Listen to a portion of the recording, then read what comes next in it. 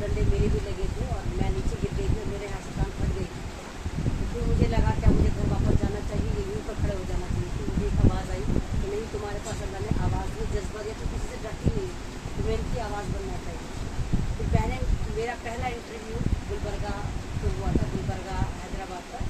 अल्हम्दुलिल्लाह वो वायरल हुआ, दूसरा मिलत टाइम पर हुआ, फिर वो वायरल हुआ। उसके बाद मेरा एक 13 जनवरी में एक इंटरव्यू आया था जिसमें कहा था कि हमारी फ़ौज मेहनत कर रही है और मोदी जी कहते हैं कि छप्पन पसीना मेरा तो हमारी फ़ौज को बढ़िया कर रही है।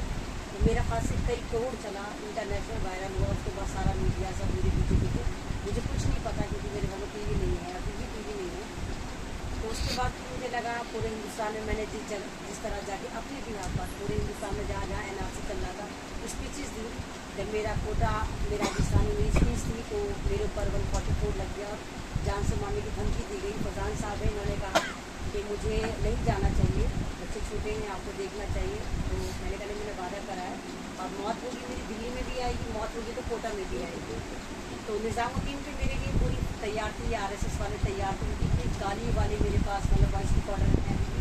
इन्होंने कहा हम मार देंगे, कूद देंगे, मुल्ला। मैंने ज़िंदगी में पहली बार अपनी शनाख्त छुपाई और मैंने बुर्का जो था पहना, बुर्का में पहनती हुई बाउंड इस तरह पहनते मैंने अपने आइज़ को कवर करा।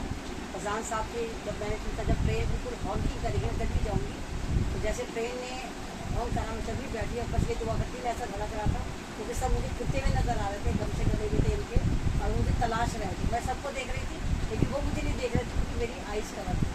और या सलाम अल्हम्दुलिल्लाह बने मोहम्मद, जितनी भी सूरतें आती थी सब मैंने पढ़ रखी थी और पढ़ रही थी लगातार। इस तरह मैं ट्रेन में सवार हो गई। बस अल्लाह ताला तो मुस्लिम फैमिली मुझे दिखा दे।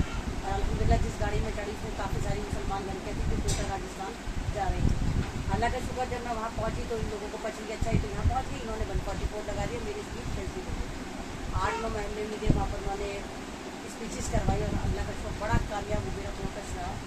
और उसके बाद लगातार जितने दिन चलती रहा ये NRC में हर जगह जाती रही। फिर NRC के बाद किसान मूवमेंट शुरू हुआ। किसान के जो निहंग सरदार होते हैं ये हिजाबियों को बड़ा पसंद करते हैं। तो उन्होंने कहा कि हम आपके सर पे हाथ रख रहे हैं क्योंकि आप निहंग हैं, पुकार तूने तो शाहीन बात क्यों कर रखा, हम इसको ख़त्म करें किसान मूवमेंट। तो किसान मूवमेंट में भी मैं यही कहती थी, जब मैं स्पीच देती थी सिंगू बॉर्डर हो स्टेज पर जाने देती थी, कैटेगरी बॉर्डर से गाजीपुर होकर कहती थी मैं अमन दीदी और मेरे तमाम मेरे मुस्लिम भाई आपके साथ हैं। वो सबकी आवाज़ यहाँ तक नहीं आ सकती, मुझे सुनना है तो मेरी पूरी कम्युनिटी आपको समर्थन मिलेगी। तो अल्हम्दुलिल्लाह किसानों को बहुत अच्छा मुझे रिस्पॉन्स मिला बहुत। उसके बाद आप देखिए हाथरस कांड हुआ या ये अभी हाल फिलहाल में हल्द्वानी वाला कांड हुआ, मैं यहाँ भी पहुँची। कर्नाटक का कांड हुआ, वहाँ पर मैं अपने सब जगह मैंने अपना पैसा खर्च करा। और कर्नाटक की तो मुझे लैंग्वेज भी नहीं आती थी, फिर भी इधर मुझे कर्नाटक जाना है, मुझे तो मलयालम बिल्कुल भी नहीं आती, अल्लम बल्लम सल्लम सब बोलते हैं। मैंने कहा नहीं जाना, कुछ तो समझेंगे, मुझे कुछ तो देखेंगे कि मैं इनकी आवाज़ उठाने आई। तो अल्लाह का शुक्र वहाँ भी बहुत अच्छा रिस्पॉन्स मिला। 5-6 गाड़ियों भी लेने आई, सब जानते थे आप हमें लेने आई हो। मेवात में जितनी मॉबिलिटी हुई, अभी जुनैद नासिर जी उनके बच्चों का एडमिशन मैंने कराया मदरसे में। इससे पहले आसिफ की मॉबिलिटी हुई थी, वहाँ गई। कासगंज में मॉबिलिटी, पुलिस कस्टडी में मॉबिलिटी हुई थी, वहाँ भी मैं गई अल्हम्दुलिल्लाह। बस ये कि लेकिन जिस लिहाज से मेरी खिदमतें हैं उस लिहाज से मैं लोगों की मदद नहीं कर पाती। लोग मेरे पास फ़ोन करते हैं एमरजेंसी में ब्लड दे दो, एमरजेंसी में वेंटिलेटर दिलवा दो। लोगों को पता नहीं क्या लगता है कि एमरजेंसी साउथ की डॉन है, कुछ भी कर देगी। इस लिहाज से ऐसा फ़ोन करते हैं कि आप तो करवा देंगे, आप तो इतने बड़े बड़े लोगों को जानती है, इतना वायरल है। उसके बाद लगा कि नहीं, पावर की बहुत शदीद ज़रूरत है। जिस तरह हमले हो रहे हैं कि हमारी आवाज़ को जब तक हम संसद में नहीं पहुँचाएंगे तब तक तो नहीं सुनेगा। तो कांग्रेस के लिए भी बहुत काम करा, मैं झूठी बोलूँगी, बहुत कांग्रेस ने भी दिलासे दी हम आपको अपनी का टिकट देंगे, लेकिन ये तो वादा खिलाफी है नई तरह से। उसके बाद चंद्रशेखर की पार्टी ने यकीन बनाया और पहली महिला वो शायद जिसको दिल्ली से इस बार टिकट दिया गया। दूसरा टिकट उन्होंने बबीता यादव को बच्ची लॉर्ड पीस से दे रखा है, वो भी वहाँ से खड़ी हुई है, वो हरियाणा की लड़की है, उनको दिया। तो ना तो चंद्रशेखर अमीर है, जैसे मैं गरीब हूँ ऐसे चंद्रशेखर गरीब, पार्टी भी गरीब है हमारी। लेकिन इतना पता है कि चंद्रशेखर भैया भी आंदोलनकारी हैं, हम भी आंदोलनकारी हैं।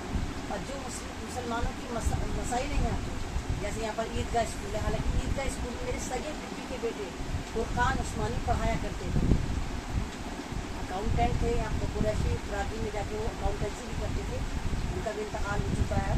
तो वो जो स्कूल है या छोटे मोटे मसाइल हैं, जैसे आपने लाइब्रेरी का कहा या एम्बुलेंस का कहा, या बहुत सारी ऐसे यहाँ पर बस स्टॉप है जिन पर शेल्टर नहीं है मुसलमान बच्चियों के लिए। यहाँ पर कोई भी एक ऐसा पॉलिटेक्निक नहीं है जहाँ मुसलमान बच्चे जाकर कुछ सीख सकें।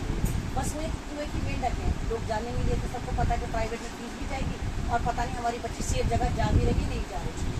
तो वो तमाम छोटे छोटे मसाइल हैं। लाल किले के बाहर तो हज़ारों हज़ार लोग सोते हैं, ये मसाइल है। पानी का मसाइल है, एम्बुलेंस का मसाइल है, जितने मसाइल हैं। बस मेरा यही वादा है कि इंशाल्लाह जब तक नहीं है, बहुत बीमार रहती हूँ, एक किडनी पे चल रही हूँ, किडनी मेरी डैमेज है।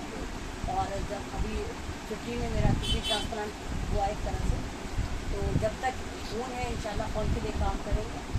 और बस इसी उम्मीद पे निकल कर आए कि यहाँ पर 40% वोट हमारा मुसलमानों का है, 35% दलितों का है। तो जब कांग्रेस हमारी इलाके में आती तो हर बार अग्रवाल और खंडेलवाल की, मुसलमान अहमद रिजवी क्यों नहीं, कांग्रेस में इतने दिग्गज नेता हैं, सलमान खुर्शीद साहब है, परवेज हाजी, कितने बहुत सारे और लंबी लिस्ट है।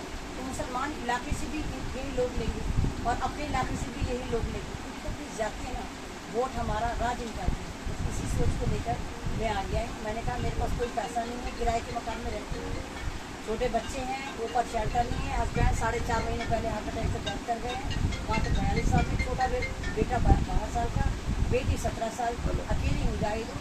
इस उम्मीद से लड़ना है कि अल्लाह मेरे साथ है और मैं हूँ।